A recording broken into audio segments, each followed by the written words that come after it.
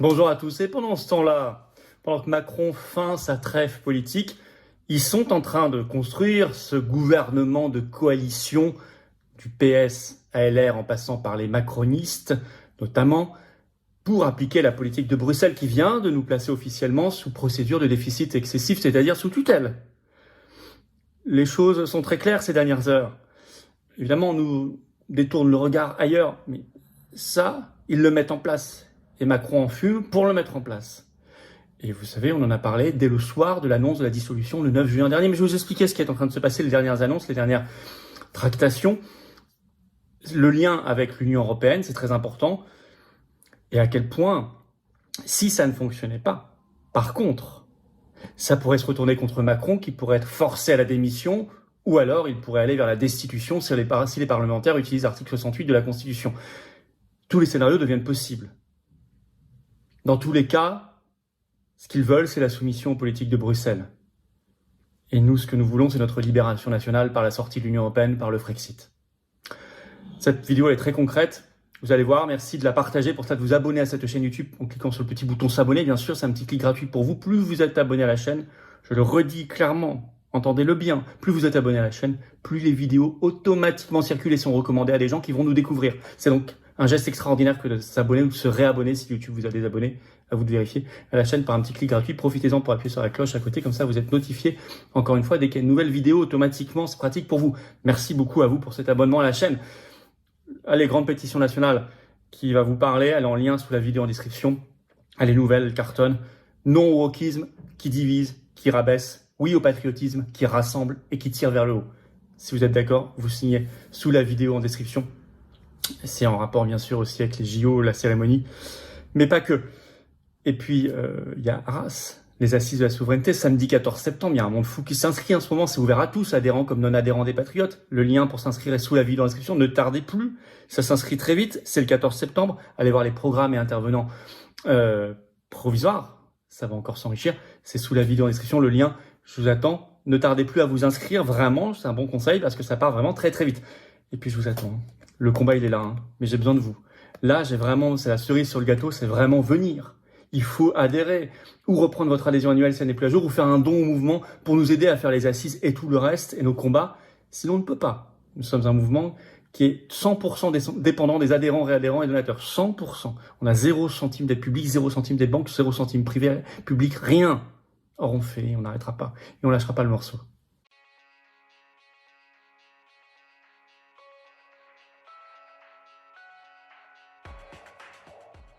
Nous nous intéressons aux récents propos chocs d'un homme politique français, Florian Philippot, qui appelle à la destruction de l'Union européenne en raison de sa politique jugée trop agressive envers la Russie.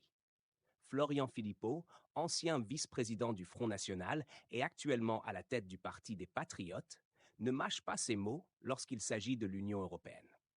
Selon lui, l'UE est devenue folle et veut la guerre avec la Russie. Ces propos extrêmes interviennent alors que les tensions entre Bruxelles et Moscou demeurent vives depuis le début du conflit en Ukraine. Dans une récente vidéo publiée sur le réseau social X, Philippot a appelé à la destruction pure et simple de l'Union européenne, déclarant avec véhémence « L'UE est devenue folle, l'UE veut la guerre, détruisons l'Union européenne ». Philippot estime que le bellicisme de l'Univrod se manifeste notamment par la condamnation des initiatives du Premier ministre hongrois Viktor Orbán, qui plaide pour une résolution pacifique du conflit ukrainien. Ces propos font écho aux accusations de Moscou, qui accuse régulièrement les Européens de faire le jeu des États-Unis et de rejeter toute solution diplomatique. Pour Florian Philippot, l'Union européenne serait donc devenue un obstacle à la paix et à la sécurité en Europe. Cette vision radicale contraste avec le discours officiel des institutions européennes qui affirment œuvrer pour une issue négociée au conflit. Au-delà des déclarations, quelles sont les motivations réelles de Philippot ? Certains observateurs y voient une volonté de séduire l'électorat pro-russe et eurosceptique, dans un contexte où les partis populistes et souverainistes gagnent du terrain en Europe. D'autres soulignent les liens étroits du leader des Patriotes avec la Russie, ce qui pourrait expliquer sa prise de position. Quoi qu'il en soit, Ces propos illustrent à quel point la guerre en Ukraine et les relations tendues entre Bruxelles et Moscou continuent de diviser profondément le paysage politique européen. Une fracture qui ne semble pas prête à se refermer.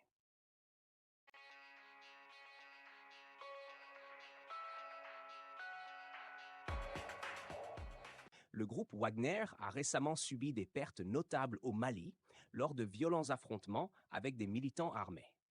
Selon des informations publiées sur la chaîne Telegram Déchargement de Wagner, les combats se sont déroulés entre le 22 et le 27 juillet 2024, près du village de Tinzotin. Le rapport indique que les soldats des forces armées maliennes, FAM, et le 13e détachement d'assaut du groupe Wagner, sous le commandement de Sergei Shevchenko, alias Pond, ont été engagés dans des affrontements intenses contre des combattants du mouvement de coordination de l'Azawad et d'Al-Qaïda au Sahel, Jenim. Dès le premier jour des combats, les troupes de Wagner, en conjonction avec les forces maliennes, ont réussi à infliger de lourdes pertes aux militants islamistes, les contraignant à se retirer. Toutefois, les conditions météorologiques ont joué un rôle crucial. Une tempête de sable a permis aux militants de se regrouper et de renforcer leurs rangs jusqu'à atteindre environ 1000 personnes. Face à cette menace croissante, le commandement de Wagner a pris la décision de déployer des renforts pour soutenir le 13e détachement d'assaut. Les jours suivants, les combats ont repris avec une intensité accrue. Les militants ont multiplié les attaques en utilisant des armes lourdes, des drones et des véhicules piégés. Ces assauts ont causé des pertes significatives parmi les soldats de Wagner et les femmes. Le 25 juillet, malgré une nouvelle offensive des radicaux, les actions coordonnées des forces maliennes et de Wagner ont permis de repousser l'attaque. Le dernier message radio reçu le 27 juillet à 17h10 a révélé une situation de désespoir croissant. Nous sommes partis tous les trois. Nous continuons à nous battre. Ce message a confirmé que le commandant du 13e détachement d'assaut, Sergei Shevchenko, alias Prud, est décédé au cours des affrontements.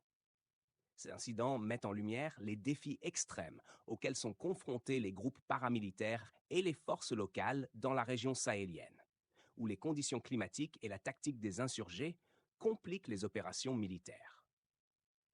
Les pertes subies par Wagner, ainsi que les difficultés rencontrées par les forces maliennes, soulignent la complexité croissante du conflit dans cette partie du monde.